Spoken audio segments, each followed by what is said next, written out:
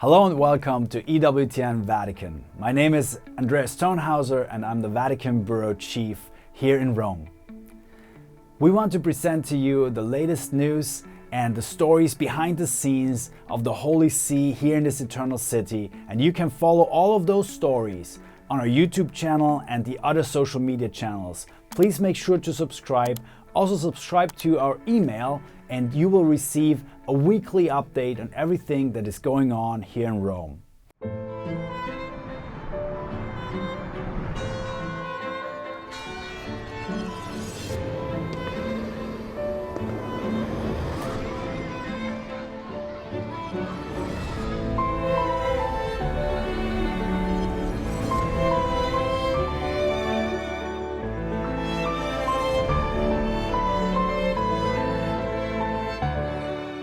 This week on Vaticano, Athens welcomes Pope Francis. Discover with us why the Holy Father is traveling to Greece and learn about Catholics living there. Meet leading Mariologist, Father Salvatore Perrella, and learn about the Dogma of the Immaculate Conception. It's Advent at the Vatican. Dive into the Christmas spirit and enjoy the most significant Advent places in Rome. For this and more, Vaticano starts now.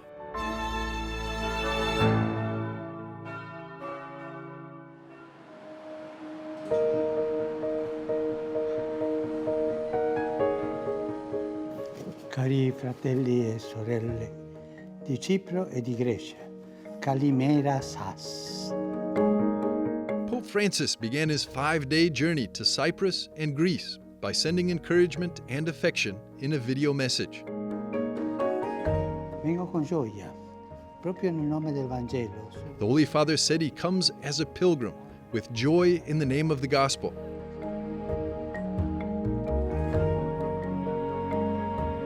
EWTN Vatican correspondent Colin Flynn brings us to Athens a few days ahead of the papal visit.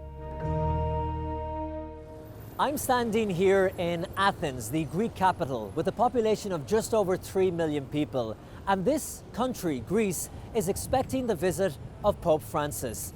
Now, the Pope is coming to meet with government officials, religious leaders, refugees, and the small minority Catholic community who live here today. According to the Archdiocese of Athens, there are 50,000 ethnically Greek Catholics. But during the recent migration crisis, the number of foreign Catholics in the country has exceeded the ethnic Greek Catholics. It's like our second home, especially the church. There are many people like Aurelia that came to Athens for work and have found their home here. The recent migration wave brought faithful from the Middle East, Eastern Europe, Asia and Africa. The total population of Catholics in Greece now is roughly 350,000. Parishes are divided by language groups, but all these diverse communities in the Church are guided by the newly appointed Archbishop, Theodoros Kontidis. The Pope is a presence that unites all the Catholic Church. And sometimes we feel isolated, but now it's something important for us to think and to see our faith and our church in a new way. When Pope Francis last came here in 2016 to the island of Lesbos, it was really at the height of this refugee crisis in Europe. What is the situation like now today? So we don't have the big numbers of immigrants arriving in the border. So it is, we can say, calm. But still, immigration is a problem, especially in big towns in the center, where immigrants are important numbers. So the life in the center of the cities is changing, and other people are leaving these areas.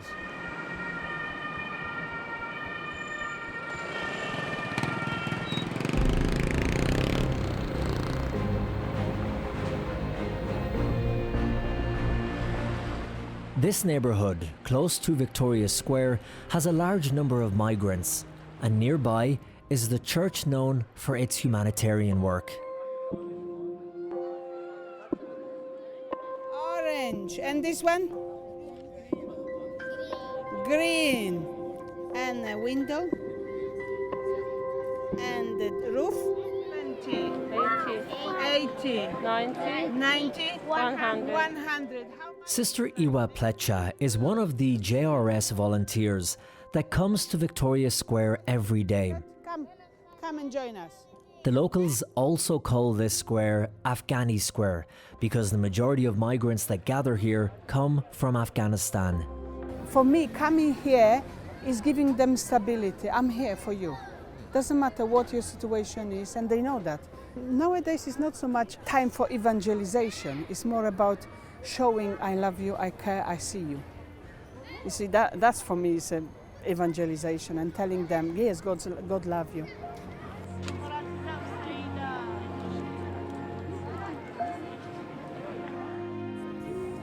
Show me. Wow, look at that. Beautiful. Yeah, you can do another one. Yeah, beautiful. Yeah, that's, you see, for them means a lot. You see, just to draw, just to be here. I can't change the system, but I can make smile on their faces. I can make it a little bit easier because what the children needs to play. And what is that? Lion. That's the normal psychological needs of every child, to play, not to worry. Look at here at Victoria Square, they have nothing. No, there is no like a place for them. No tools, no football, no roping. So we bring the small things for them to play.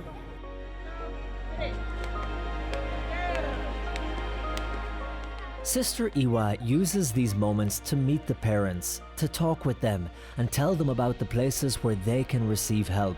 For example, across the city there are consultation groups for women, language classes, soup kitchens, and this thrift shop just 5 minutes away from Victoria Square.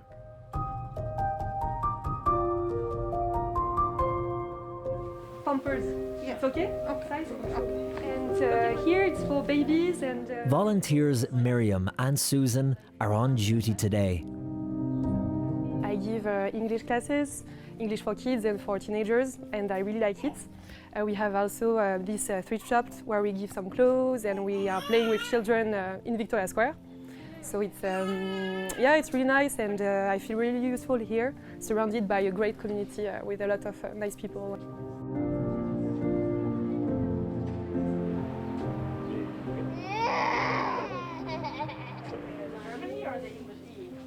You really see how unfair everything is. It's really frustrating, but you also see how with small gestures you can help people or brighten at least their day a little bit. We have many Catholic organizations like Caritas, GRS, and others. It is a very extensive work with immigrants, but also in places where we had problems, like the fires we had last summer. And when there is a crisis, the Catholic Church is present. Our work in that field is extensive and intense. And okay, it's a beautiful thing for us. Even if we are a small community, our social work is very important. Since the beginning of the refugee crisis in Greece in August of 2015 until today, Caritas Athens has served more than 1 million people by providing daily food, clothing, and the basic necessities. What is your name? Befi. Where are you from? Congo. Congo. Yes. This family came today for clothes and food. Les familles comme des Africains, vous vivez ici. Sandra says that Caritas has been very helpful to them since they first arrived in Athens. What is Thank you. Have a good day. Georgia Fonzu has been a volunteer of Caritas for 10 years. Smile always, and whoever gives to a poor, to a sick person, gives to me, said Jesus. Another concrete way that Caritas Athens provides help to migrants and to the needy is offering them shelters. there are around 150 apartments managed by Caritas Athens.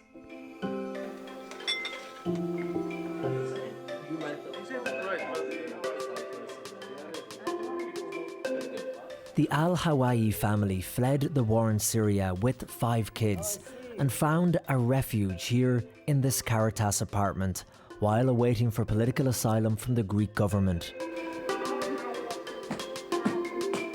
The Catholic Church in Greece is a small community with a big charitable mission that contributes to Greek society as a whole and puts the love of Christ into action. So I think the Mass we will have in Athens, and this is a moment of gathering and unity for all Catholic communities, ethnic communities. And at the same time, it is an image for the Orthodox, a message to the Orthodox Church and to the Orthodox Greek society. I hope it will be a window for the Greek society, a window to see outside our house and to recognize the world we have around us.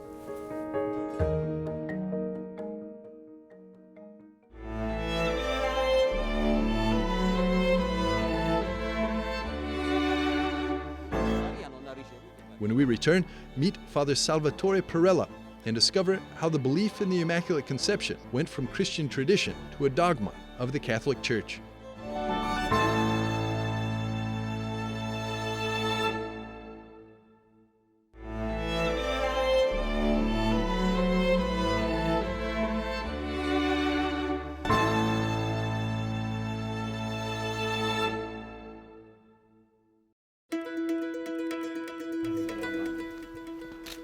Pope Francis welcomed a representative of the Bahraini king, Sheikh Khalid bin Ahmed Al Khalifa. The Holy Father presented the Sheikh with a sculpture symbolizing peace with the inscription, "The desert will become a garden." The meeting took place ahead of the consecration of a new cathedral in Bahrain dedicated to Our Lady of Arabia. Cardinal Luis Antonio Tagle, the prefect of the Vatican's Congregation for the Evangelization of Peoples, will consecrate the cathedral on December the 10th. According to Catholic news agency, the Sheikh, on behalf of the King of Bahrain, extended an invitation to Pope Francis to visit the country.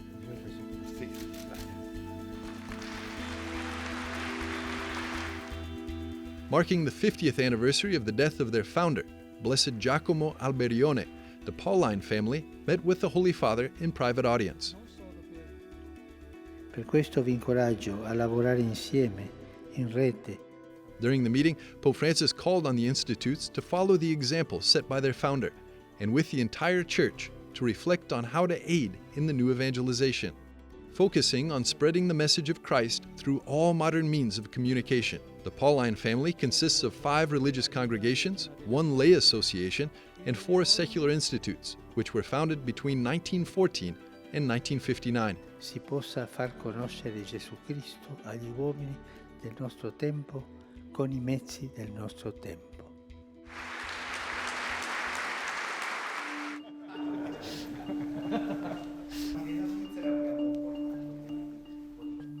The Swiss episcopate came to Rome for their Ad Limina Apostolorum visit from November the 22nd to the 26th. According to the communique of the Swiss Bishops' Conference, the main discussion with the Holy Father was on synodality and the place of women in the Church.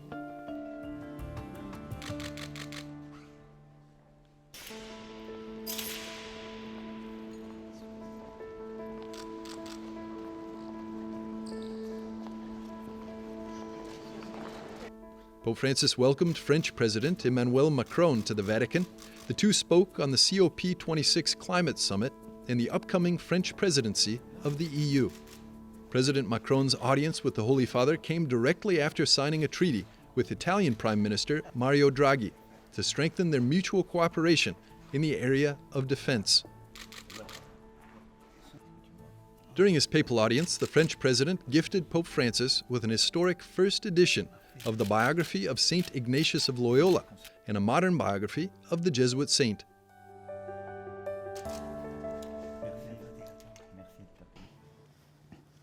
La speranza, ho detto in altre occasioni, Hope, as I've said on other occasions, is like dropping anchor on the other shore.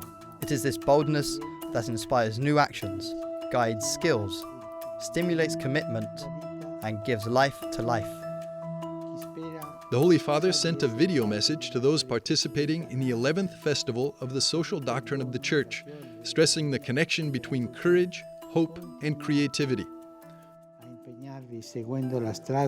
Pope Francis called the participants to follow Christ's call, to use our God-given talents with courage, especially in difficult moments.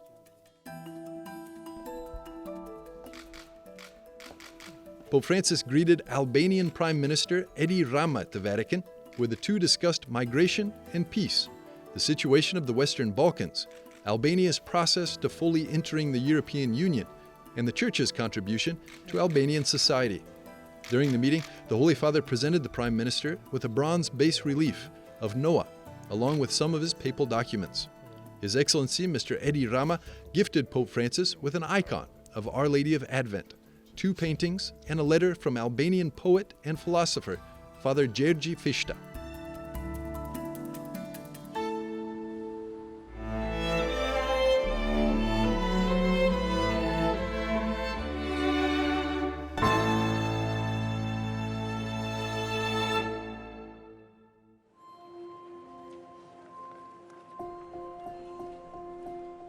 Towering near the famed and historic Spanish steps in Rome is the column of the Immaculate Conception.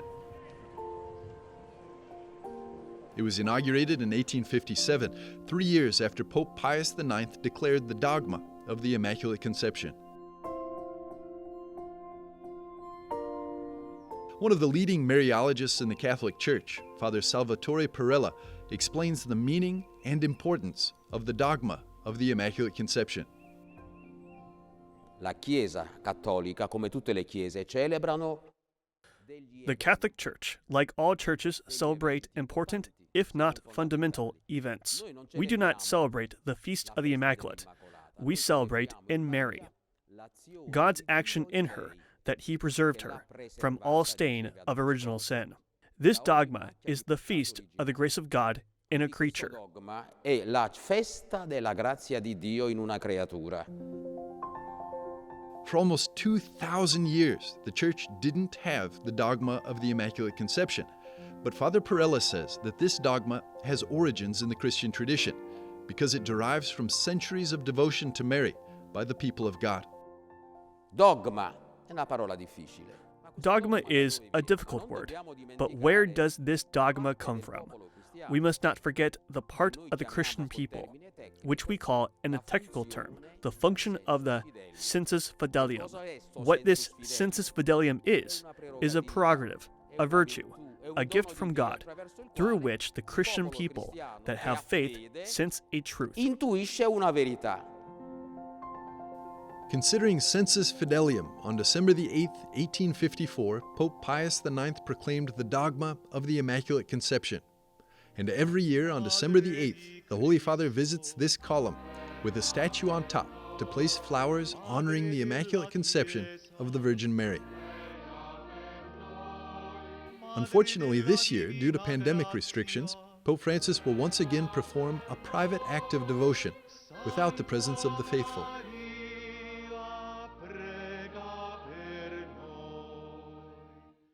Maria va amata. Mary must be loved as every person must be loved and respected.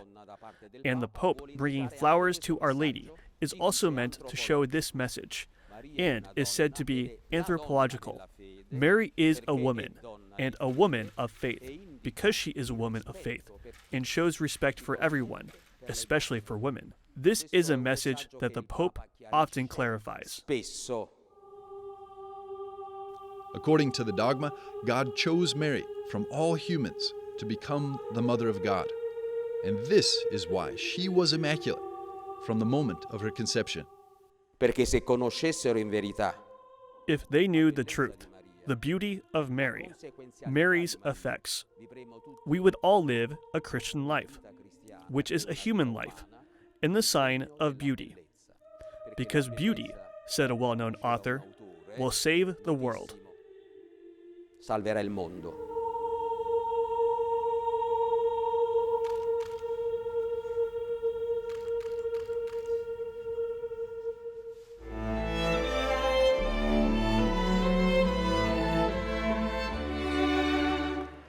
After the break, join us in Rome for a tour of some of the important places in Rome for the Advent season as we prepare for Christ's coming at Christmas.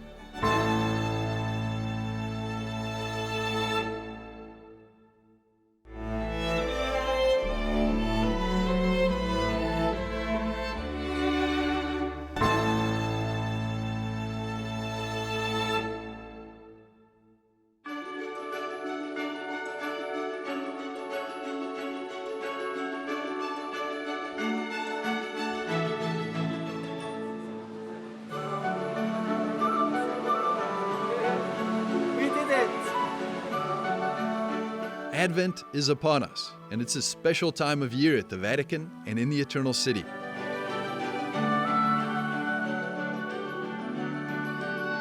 How does one make the most of a visit to Rome during the Christmas season? EWTN Vatican's Rachel Lance joins us to offer a tour.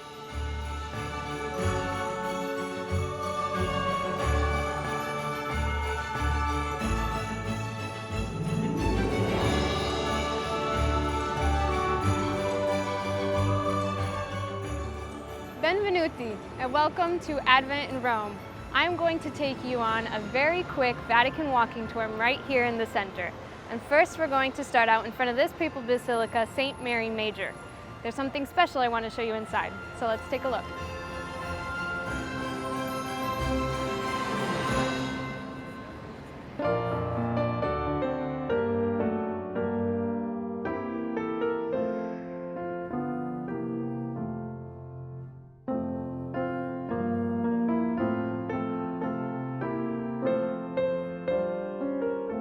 St. Mary Major is one of 4 papal basilicas that include St. Peter's Basilica. Beneath the main altar is the most significant of all Christmas relics, the manger, in which the infant Jesus was born in Bethlehem.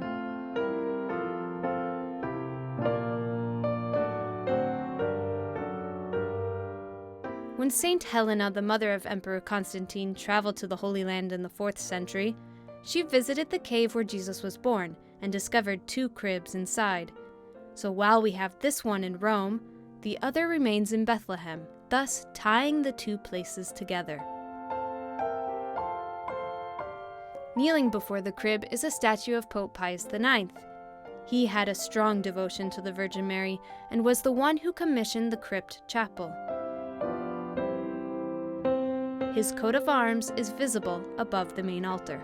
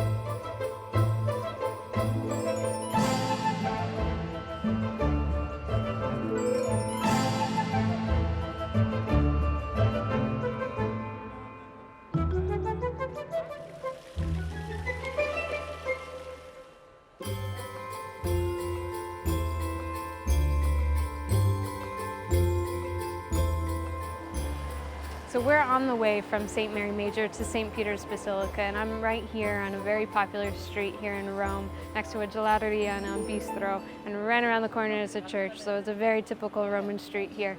And each church during the Advent time has a nativity scene, also called a presepe in Italian. And each one is typically traditional, but some have very unique features. And we'll take a look as we continue.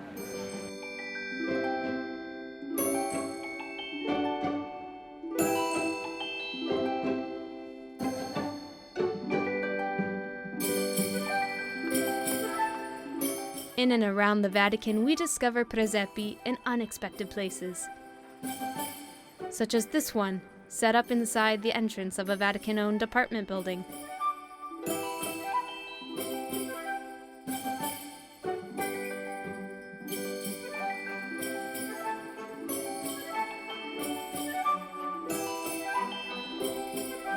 Or this one, known as the Street Cleaners Nativity Scene, owned and operated by Rome's trash collection service.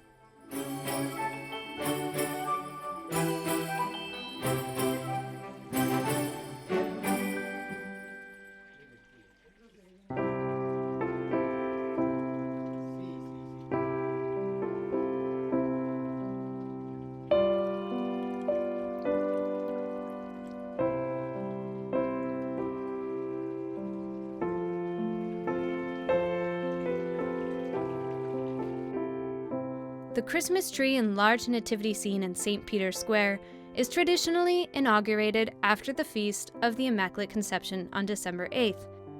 But just alongside and inside the colonnade is the annual show Cento Presepi.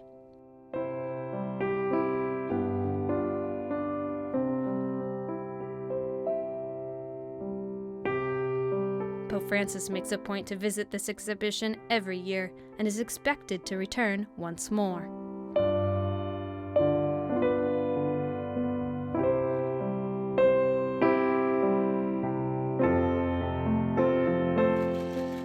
Leading up to Christmas, the Holy Father continues to make appearances at the Sunday Angelus and General Audience, both of which are free and open to the public. And he also celebrates Mass in Spanish on the feast of Our Lady of Guadalupe. So throughout the month, it is more than possible to get a glimpse of Pope Francis while enjoying the atmosphere of Christmas. We just wrapped up our tour, and next week we're going to bring you more images of the Vatican getting ready for Christmas. But before I let you go, I want to show you some Italian Christmas dessert panettone. Every Italian household has and enjoys every Advent and Christmas. So happy Advent, and we'll see you next week.